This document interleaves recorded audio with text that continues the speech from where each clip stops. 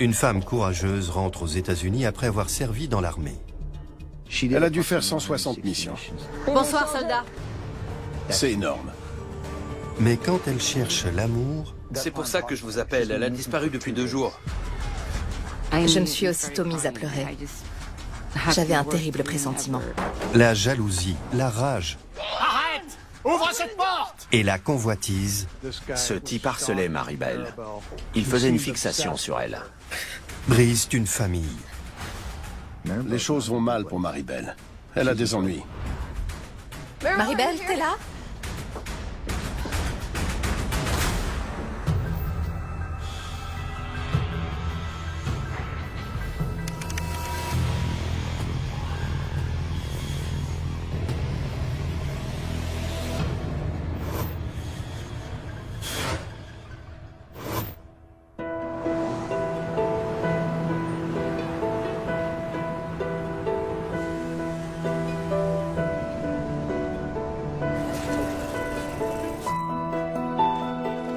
Maribel Ramos, 31 ans, a une grande famille très soudée. Tu y vas en premier. Tu joues à récours, ok? Maribel était très énergique. C'était un peu ma deuxième maman. Bien rattrapé. Merci.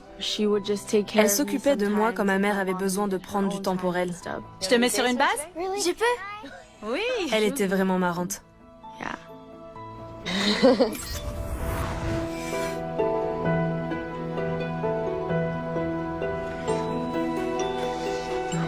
C'était quelqu'un de très positif. Je suis contente de te voir. Ça va? Ça va. Elle était très attentionnée et très enthousiaste. Je sens qu'on va gagner. Oui, on va gagner. On va gagner? Oui. Avec toi en première base? Elle est trop chou. Je pouvais toujours compter sur elle. Tout le monde pouvait compter sur elle. Hé Maribel, tu vas peut-être en frapper une aujourd'hui? C'est toi que je vais frapper. La cousine a de l'humour. Maribel adorait jouer au softball. Passer du temps avec ses amis et sa famille, voir ses tantes, ses oncles et même ses nièces, ça la rendait heureuse. Vas-y, Mano. Quand elle joue pour gagner. Elle a l'esprit de compétition.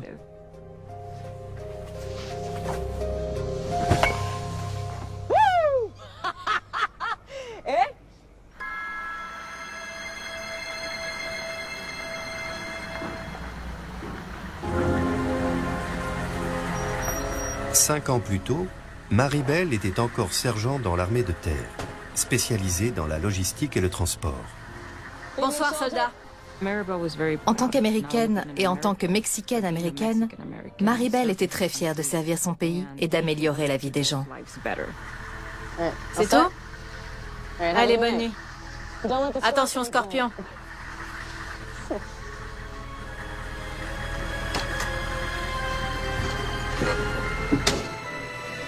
Elle était intrépide. Elle voulait donner l'exemple aux autres femmes. Elle voulait leur dire, vous pouvez faire tout ce que vous voulez. Il suffit d'y croire. Un soir, elle fait partie d'un convoi qui transporte des armes lourdes entre deux postes de commandement. Elle a dû faire 160 missions. C'est énorme. Sortir ainsi de ses retranchements et s'exposer aux dangers si souvent, c'est tout simplement incroyable.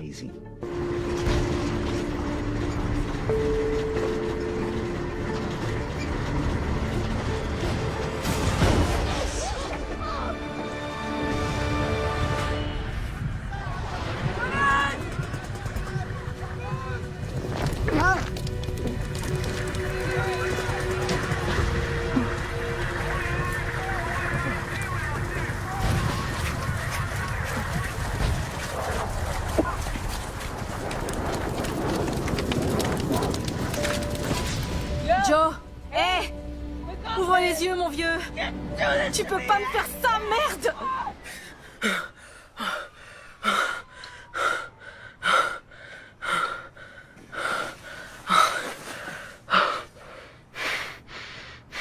Un sergent avec lequel elle faisait équipe a perdu la vie dans un transport militaire. Elle m'avait confié à quel point c'était dur. Elle était revenue et pas lui. Elle avait du mal à l'accepter.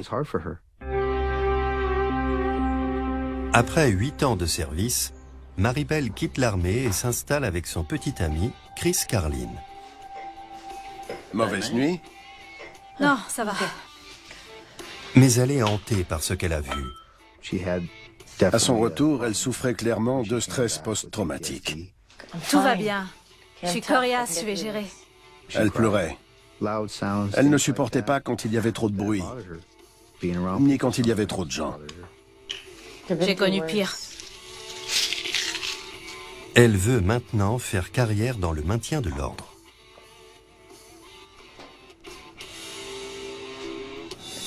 Regarde ces cursus. Introduction à la justice pénale, application de la loi. La police de terrain? T'es sûr d'avoir ce qu'il faut? Je ne crois pas que Chris l'ait tellement encouragé à poursuivre ses études. Tu serais mieux dans un bureau.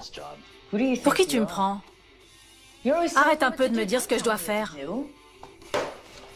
Je pense qu'elle a fini par lui en vouloir de ne pas la soutenir dans ses choix, que ce soit pour l'armée, la police ou les forces de l'ordre en général. Leurs rapports se sont dégradés. Quel sale caractère! Elle ne croyait plus à leur histoire. Je t'aiderai à reprendre la fac si c'est ce que tu veux. Maribel, pourquoi tu fais ça? Maribel et Chris ont malheureusement fini par se séparer.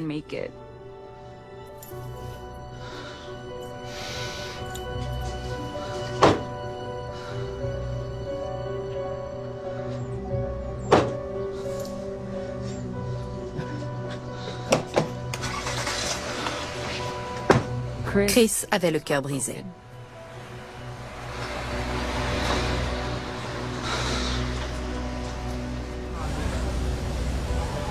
Trois mois après leur rupture, Maribel prépare un diplôme de justice pénale.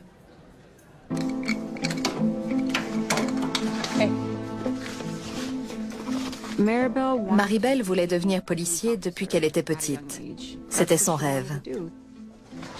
C'était une bonne élève, sérieuse et attentive. Les profs étaient séduits par sa soif d'apprendre et par l'intérêt qu'elle manifestait en cours.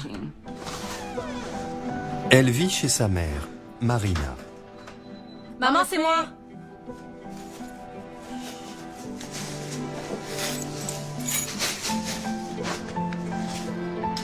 Maman? Pourquoi tu m'as pas appelé? Mais quelques semaines plus tôt, on a diagnostiqué à Marina un cancer du côlon. T'as pris tes médocs? Ma tante avait besoin qu'on s'occupe d'elle presque 24 heures sur 24. Maribel jonglait entre la fac et sa mère. C'était très frustrant, très difficile. Tu veux un verre d'eau?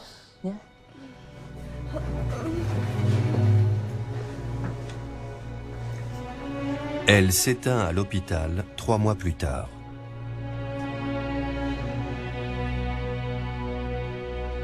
Je sais que ça l'a anéanti. C'était une perte immense pour nous.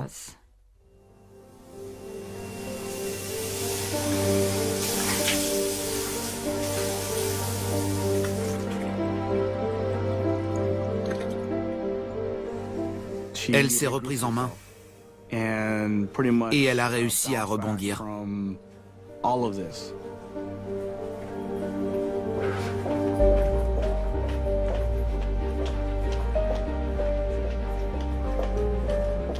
Elle a dit « Je retourne à la fac et je passe mon diplôme ».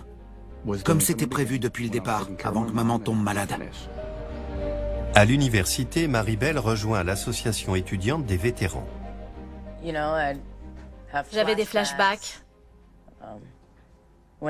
Quand j'arrivais à dormir, je faisais des cauchemars. Et ma famille ne savait pas quoi faire. Elle rencontre d'autres vétérans pour parler de stress post-traumatique, de suicide, de dépression et des moyens d'en sortir. Il y a une vie après l'armée. Maintenant, je peux venir dans ce genre d'endroit pour trouver du soutien. Ça lui faisait du bien d'aider d'autres vétérans comme elle. Et je me réveillais avec des sueurs froides. J'avais des trous noirs. Ce type harcelait Maribel. Il la suivait partout. Il faisait une fixation sur elle.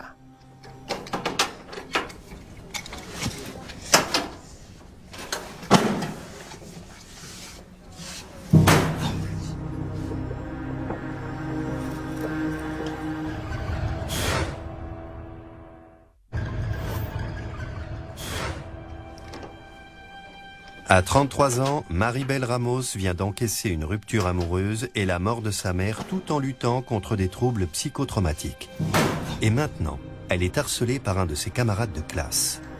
T'as un problème? Non, aucun problème. Je te trouve vraiment superbe, Maribel Ramos. Écoute, tu m'intéresses pas, soldat.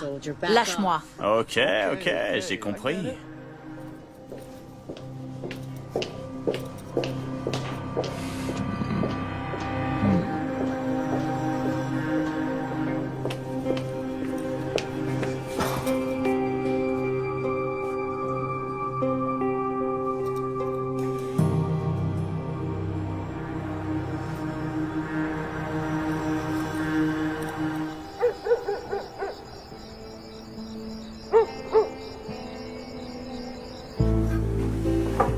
Trois ans après le décès de sa mère, Maribel décide qu'il est temps pour elle de trouver un colocataire. Elle met une annonce en ligne.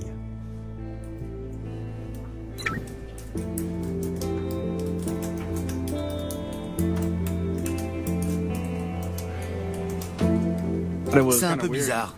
La plupart des femmes sont en colocation avec d'autres femmes, pas avec des hommes. Mais en même temps, ça ne m'inquiète pas. Maribel sait se défendre.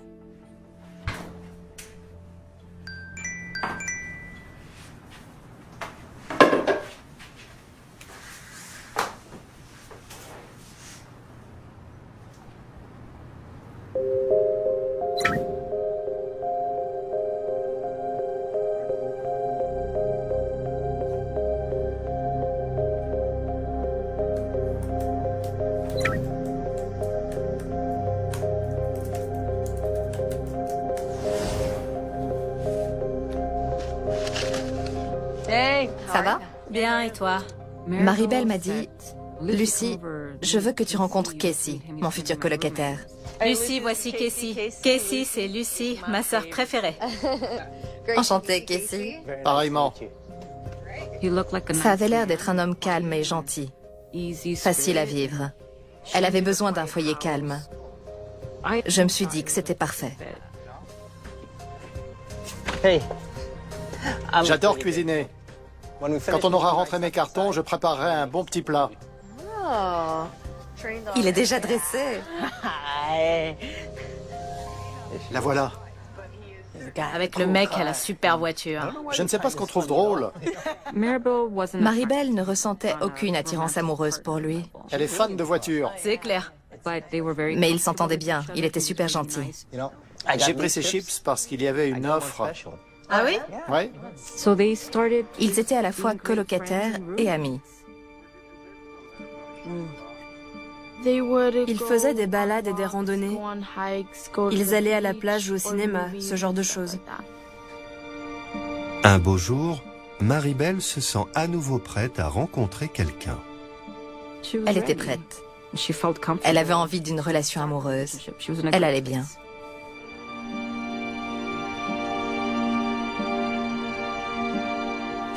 Elle a décidé d'aller sur un site de rencontre parce qu'entre les études, le travail et le softball, elle était débordée. Elle trouvait que c'était une bonne idée et moi aussi.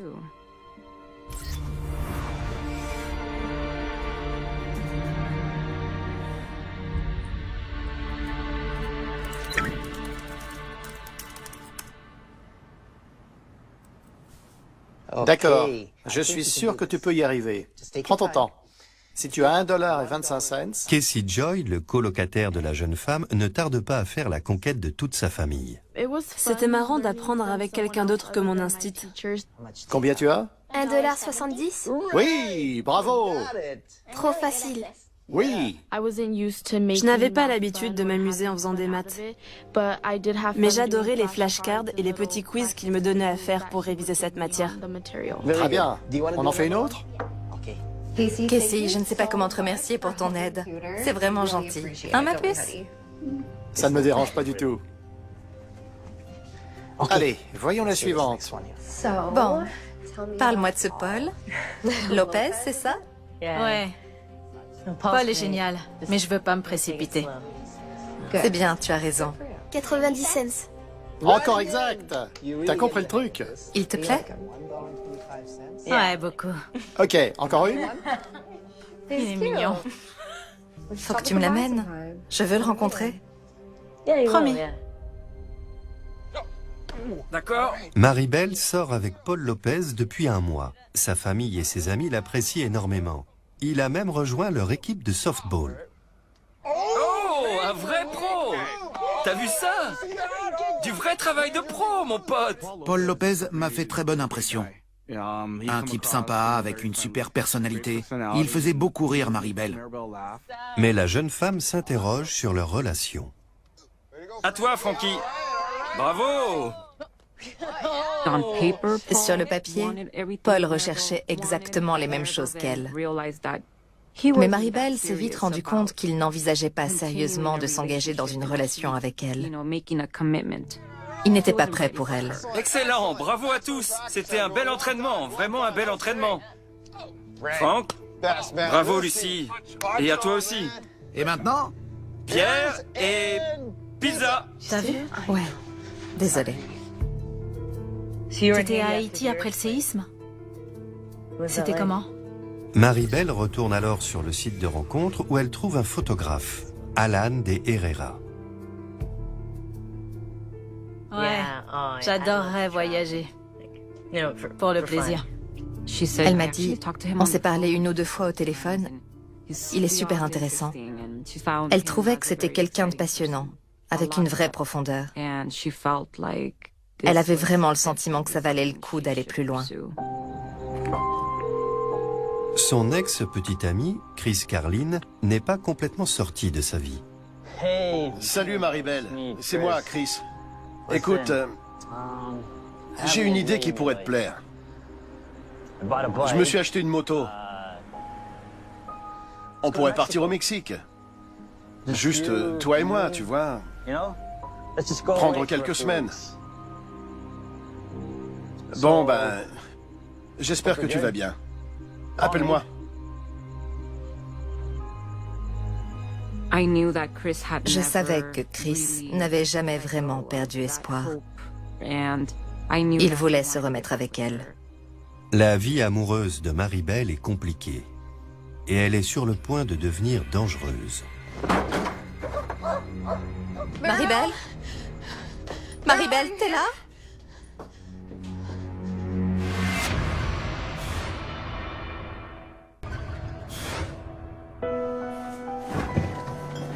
Ancienne militaire, Maribel Ramos vit en colocation avec Casey Joy depuis 18 mois.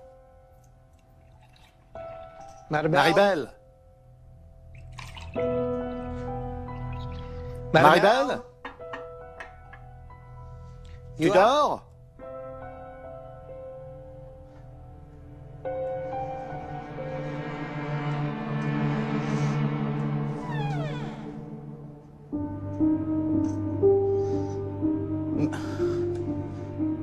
Maribel? Maribel?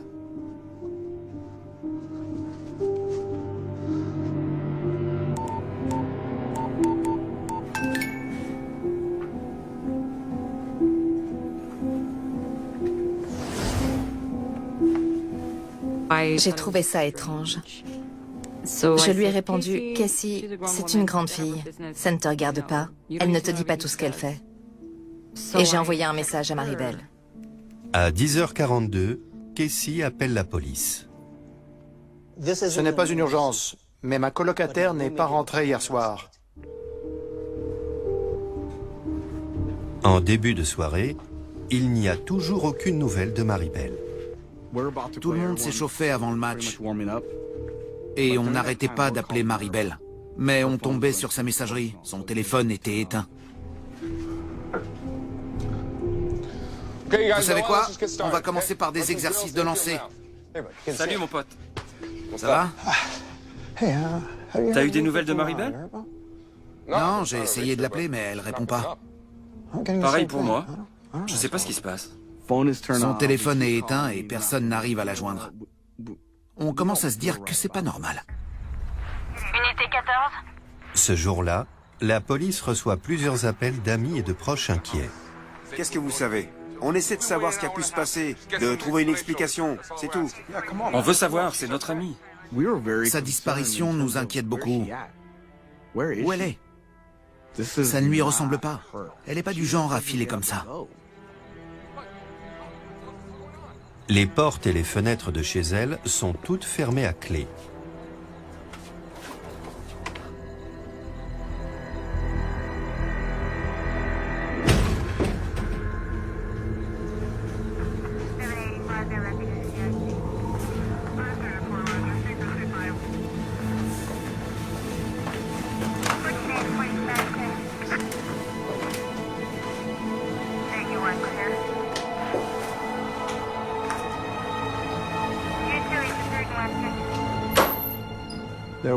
Il n'y avait aucune trace de lutte, rien d'inhabituel.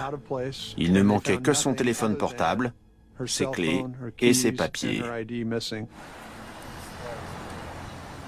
Ça n'avait aucun sens. Je ne sais même pas comment je suis arrivée là. J'avais un terrible pressentiment. Elle n'avait pas répondu de la journée. Personne ne l'avait vue. C'était trop. Je la voyais déjà morte dans sa chambre. Maribel? Maribel? Maribel, t'es là? Sa chambre est en bazar. Son lit n'est pas fait. Et elle n'est pas là.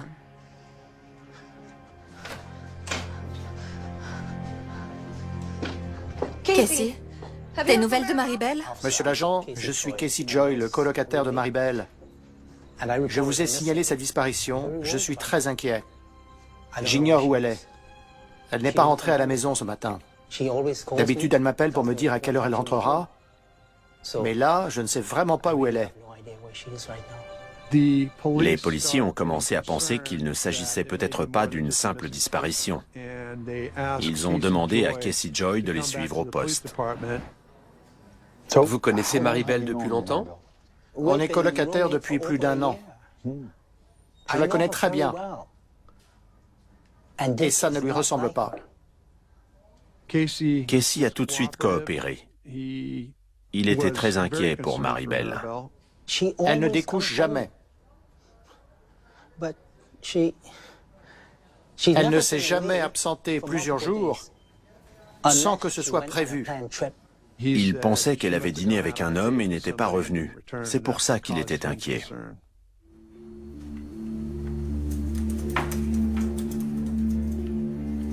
Maribel a disparu depuis maintenant 24 heures. Sa sœur Lucie crée une page Facebook. J'ai posté une photo en disant « Si vous savez quoi que ce soit, contactez-moi ».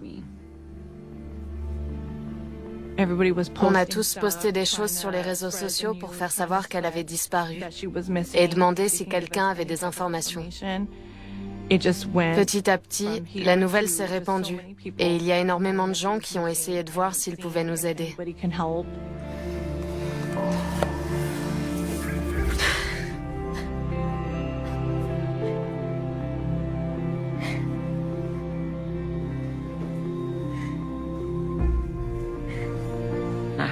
J'étais déjà en train de pleurer et de penser au pire. Comment ne pas penser au pire? D'accord. On fait passer le message aux différents hôpitaux du comté, aux autres agences et aux comtés voisins, ok? On cherchait par où commencer. Où l'avait-on vue en dernier? Qu'était-elle en train de faire et avec qui se trouvait-elle? Tout le monde espérait qu'elle allait refaire surface. Mais il y a eu cette conférence où elle était censée prendre la parole. C'était une personne responsable. Elle n'était pas du genre à rater ça.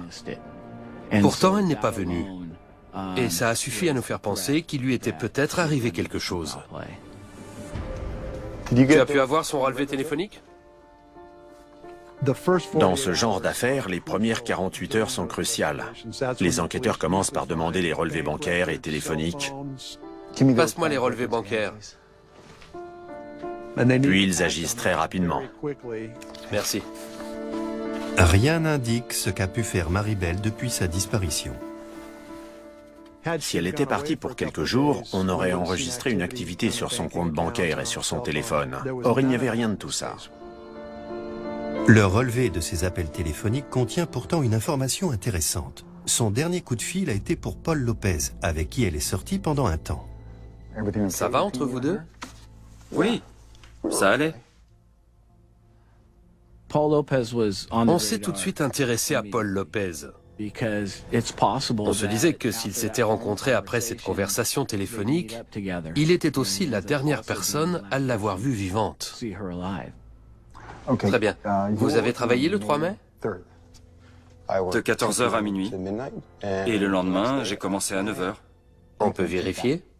Bien sûr, allez-y. Vous accepteriez qu'on fouille votre appartement et qu'on prélève votre ADN? D'accord. Pourquoi pas? Merci. On envoie des hommes vérifier son alibi. Bonjour, vous avez vu ma tante Maribel? Elle a disparu. On a mis des affiches et on a distribué des affichettes en ville pour voir si quelqu'un la reconnaissait et essayer d'obtenir des informations. Je ne pouvais pas m'empêcher de me demander si elle n'avait pas été assassinée ou kidnappée, ou si quelqu'un n'était pas en train de la torturer quelque part. Tout ça a été très difficile à comprendre. L'inspecteur Ramirez contacte alors l'ex de Maribel, Chris Carlin. À partir du moment où quelqu'un a eu une relation avec une personne disparue, on va forcément vouloir lui parler. Est-ce que vous savez où elle pourrait être? Ou avec qui? Vous êtes en train de me dire que vous ne savez pas où elle est et que vous avez parlé à sa nièce et qu'elle ne le sait pas non plus? Oui, c'est pour ça que je vous appelle. Elle a disparu depuis 2 jours. J'ai dit, si vous ne savez pas où elle est et que sa nièce ne le sait pas non plus, c'est que les choses vont mal pour Maribel. Elle a des ennuis. La vidéosurveillance? Chris Carlin a un alibi pour la nuit où Maribel a disparu. Il était en mission, mais la police découvre de nouveaux éléments. Une vidéo de surveillance montre Maribel postant une lettre près de chez elle. C'est elle. On voit Maribel marcher jusqu'à la boîte et payer son loyer. L'enregistrement est daté du jeudi 2 mai à 20h18. Ce sont les dernières images de Maribel Ramos. À ce stade, la police a commencé à envisager la piste criminelle. Notre Père qui es aux cieux, que ton nom soit sanctifié, que ton règne vienne. Que ta volonté soit faite sur la terre comme au ciel. Seigneur, envoie-nous un signe pour nous dire que Maribel va bien et qu'elle n'a rien. Et si elle ne va pas bien, dis-le-nous. On t'aime, Maribel. Amen. On priait tous les soirs avant de se coucher pour se réconforter mutuellement. On demandait à Dieu de nous envoyer un signe pour nous faire savoir qu'elle allait bien ou pour nous prévenir si ce n'était pas le cas. On voulait juste savoir ce qu'il en était. 5 jours après la disparition de Maribel, l'appel à témoins sur Facebook donne des résultats. Ramirez? Un des vétérans de son association étudiante transmet une information à la police. C'était au sujet d'un certain Raymond Booster Montey. Maribel avait dit à la personne qui nous a appelés, « Il ne me lâche pas ». T'as un problème? Il la suivait partout, il faisait une fixation sur elle.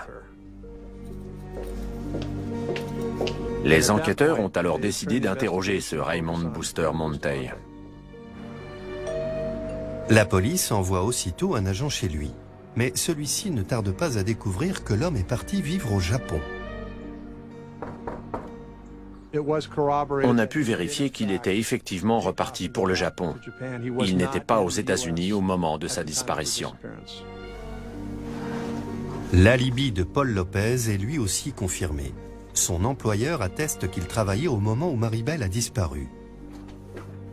Mais le contenu de l'ordinateur de la jeune femme révèle une nouvelle piste. Le photographe Alan de Herrera. C'était à Haïti après le séisme? C'était comment?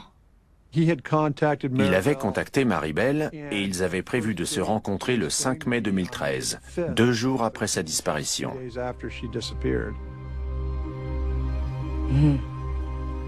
Mais il s'avère très vite qu'Alan de Herrera était sur un shooting à San Diego au moment des faits. On n'a pas de corps. On n'a pas de scène de crime. On n'a pas de témoins. Et les gens qu'on interroge ont tous un alibi. Ça devient très frustrant. Décidant alors de repartir à zéro, les enquêteurs convoquent la dernière personne à avoir vu Maribel en vie, son colocataire Casey Joy. Ça ne lui ressemble pas. Elle ne découche jamais. Son visage exprime l'inquiétude. Il tient vraiment à elle. Et ils sont très proches. Monsieur Joy nous apparaît comme un ami très inquiet. Qu'est-ce que vous avez au bras? Quoi? On dirait des griffures, non? Et elles sont récentes. Le parc. Il me dit qu'il est allé se promener avec Maribel dans un parc où il y a des buissons épineux. Il explique qu'il a voulu retirer une ligne de pêche des buissons et qu'il s'est griffé en tombant. Je trébuche, je tombe. J'ai des griffures partout. Ouais. J'étais convaincu qu'il ne nous disait pas tout. Casey Joy est aussitôt mis sous surveillance. Il se rend à plusieurs reprises à la bibliothèque municipale d'Orange pour se servir d'un ordinateur. Un agent en civil passait et essayait de jeter un coup d'œil par-dessus l'épaule de Monsieur Joy pour voir ce qu'il faisait sur cet ordinateur. Mais il ne pouvait pas s'approcher assez pour lire ce qu'il y avait à l'écran. La police ne savait pas comment faire pour découvrir quel site il consultait, comment savoir ce qu'il tapait et ce qu'il cherchait. Qu'est-ce que t'as d'autre? Il monte une opération depuis le bâtiment situé en face de la bibliothèque. Aussitôt que Casey va sur Internet, il se connecte à son ordinateur et utilise un logiciel espion pour reproduire ses moindres faits et gestes. Il voit ainsi sur quelle touche il appuie, sur quel lien il clique et quel mot il entre dans le moteur de recherche. Je me suis dit qu'il venait de nous montrer où était Maribel.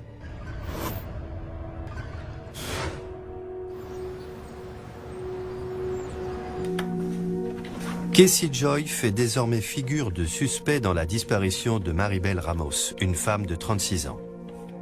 Les enquêteurs montent une opération pour surveiller discrètement son ordinateur.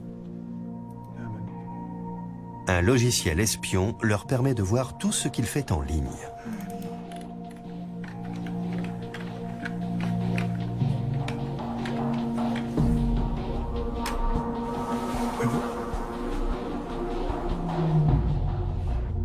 Il l'a tué. Il l'a tué et s'est débarrassé du corps. Après avoir vu Casey Joy taper « Combien de temps met un corps humain à se décomposer ?», ils se sont dit « On a notre tueur ». Ils étaient très fébriles, ils m'ont aussitôt appelé. Il vient de faire une recherche, c'est notre homme. Ils m'ont aussi révélé qu'en plus de ça, il avait effacé toute trace de sa navigation. Il est allé dans le menu du moteur de recherche et il a cliqué sur « Supprimer l'historique ». Mais rien ne prouve qu'il y ait bien eu un crime. On était tous d'accord pour dire que ça ne suffisait pas. Il nous fallait plus. C'était de bonnes informations, ça pouvait être un coupable se demandant combien de temps met un corps à se décomposer. Mais ça pouvait aussi être un innocent se disant combien de temps avant qu'on ne puisse plus la retrouver. Il va ensuite sur la page Facebook où il voit que les proches vont distribuer des affichettes dans un quartier appelé Peters Canyon. Il entre le point de rendez-vous dans Google Maps et le fait apparaître sur la carte.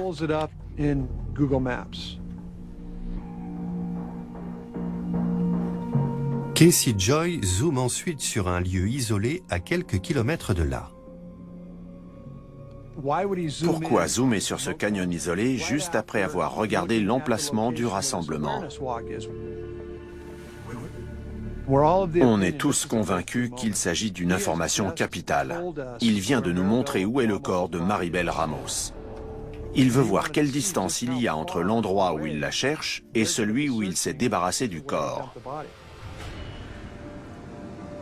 Une patrouille se rend aussitôt à Modjeska Canyon, une zone de broussailles à 28 km à l'est de Santa Ana. 14 jours après la disparition de Maribel, sa famille attend toujours des réponses.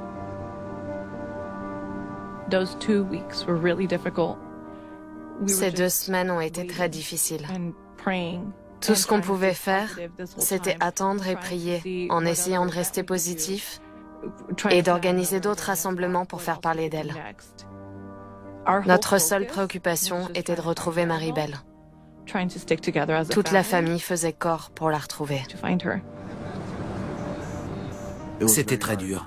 Ça a été les 2 semaines les plus longues de toute ma vie.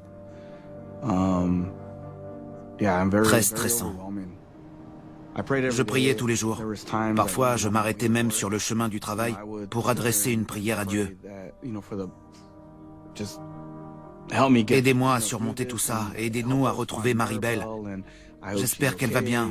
On veut savoir.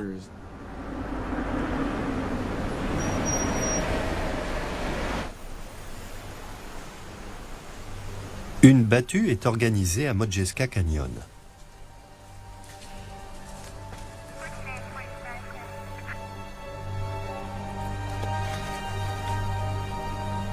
Une heure plus tard, il me rappelle en me disant « Joey, on l'a trouvée. »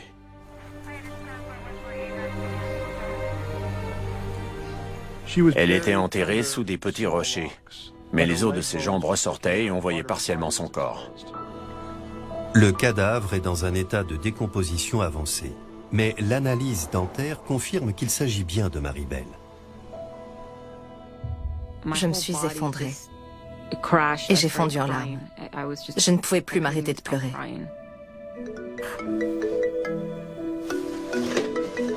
Allô? J'étais à la maison et ma mère était avec la famille. Une de mes amies m'a appelée.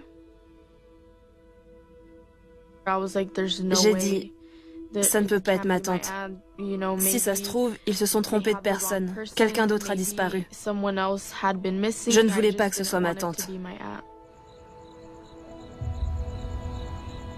À cause de la décomposition du corps et de l'activité animale, on n'a jamais réussi à déterminer la cause de la mort. Il existe désormais un solide faisceau d'indices laissant à penser que Casey Joy a tué Maribel. Merci beaucoup d'être venu ici de votre plein gré, Casey. J'apprécie. Pas de souci. L'inspecteur Ramirez lui a laissé une dernière chance d'avouer. À notre place, où rechercheriez-vous Maribel? Je ne sais pas. Ils ne lui ont pas dit qu'on avait retrouvé le corps. Ils voulaient voir s'il allait avouer qu'il l'avait tué. Peut-être à Las Vegas? Je sais qu'elle a rencontré quelqu'un à Las Vegas. Peut-être à Catalina?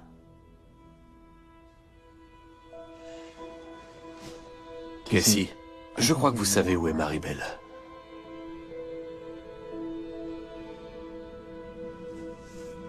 Non, je n'en sais rien. Casey, la réponse se trouve dans votre cœur.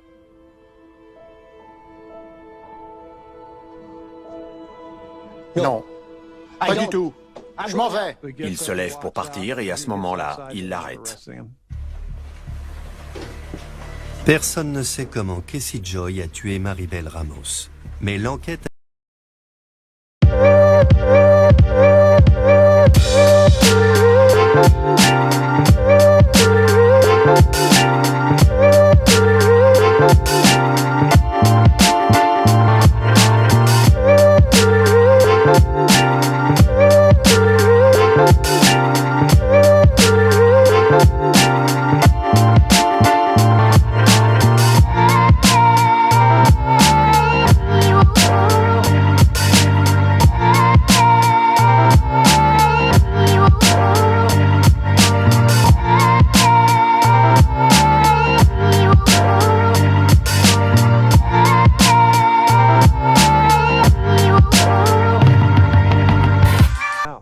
leurs relations sont de plus en plus tendues jusqu'à atteindre le point de rupture. Tu sais que je n'ai pas d'argent. Tu as vu mon compte en banque? Je n'ai pas d'argent, ok? Casey, c'est fini. On a déjà parlé de ça. Ce n'est pas fini. Ça ne peut pas être fini. Si, c'est fini. Je t'avais donné un délai. Un délai? Un délai que t'as pas respecté. On s'était mis d'accord. C'est fini. Un délai? Écoute, je t'ai payé. Avec une semaine de retard, peut-être 2. Ça ne peut pas être la fin. C'est pas possible. On est ensemble depuis... Casey! Oui! Si tu ne peux pas payer le loyer, tu fais tes valises et tu fiches le camp! Je ne partirai pas! Oh si, tu t'en vas! C'est chez moi autant que chez toi! À qui tu téléphones là? Tu peux pas me faire ça! Raccroche le téléphone! Pourquoi tu téléphones? Écoute! Arrête! T'entends? Arrête ça! Non, sors de chez moi! Sors de chez moi! Arrête! Ouvre cette porte! Tu m'entends? Allez! Raccroche le téléphone! Qui c'est? C'est Paul? Je t'ai dit que je t'aimais! Casey Joy a compris que c'était fini et qu'il allait devoir partir.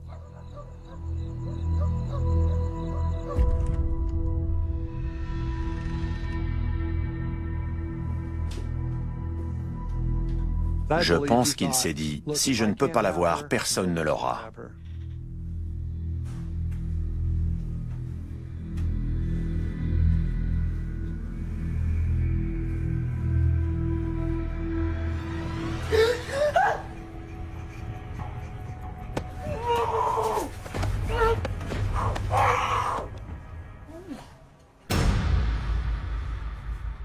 Il l'a étouffée, elle lui a griffé les bras et ensuite, il est allé dans cet endroit isolé pour se débarrasser du corps.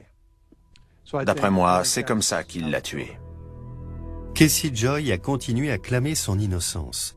Mais le 12 septembre 2014, il a été jugé coupable d'homicide volontaire et condamné à perpétuité avec une période de sûreté de 15 ans. C'est un monstre à nos yeux. Il nous a pris quelque chose d'infiniment précieux. Elle était si jeune. Elle avait toute la vie devant elle. Et il nous l'a prise. Elle me manque. J'ai besoin d'elle. C'est comme si une grande part de moi avait disparu. Une grande part de mon histoire et de ma vie.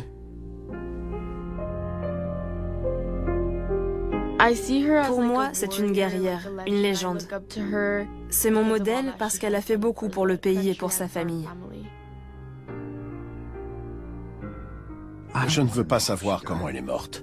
Ce qui compte,